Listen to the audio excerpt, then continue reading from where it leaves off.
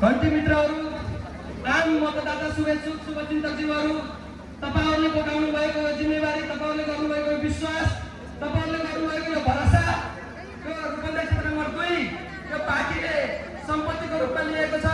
तपाईहरुको यो भरोसालाई टुट्न दिने छैन। तपाईहरुको यो भरोसालाई ससम्मान गर्नेछ र हाम्रो उम्मेदवारहरू पनि त्यसै प्रतिबद्ध हुनेछ। म यतिकै भन्दै हाम्रो समानुपातिक उम्मेदवार बन्द सूचीको चाहिँ नम्बर 2 मा पर्न सफल दलित वर्गबाट नम्बर 2 मा पर्न सफल अमृता विकज्यूलाई थोरै प्रतिबद्धता मन्तव्य राखिदिनुमा हार्दिक अनुरोध गर्दछु।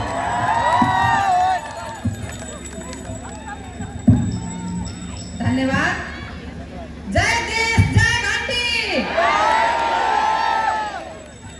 अब देश घन्टी नै भइसकेको छ र हामीले आज क्षेत्र नम्बर 2 मा जुन जनताले विश्वास गरेर हामीलाई आज विजय गराउनु भएको छ, सर्वप्रथम म सम्पूर्ण हाम्रो क्षेत्र नम्बर 2 र 3 करोड जनतालाई हृदयदेखि नै धन्यवाद दिन चाहन्छु। यो जित भनेको हाम्रो जित होइन, यो जित भनेको तपाईहरुको जित हो।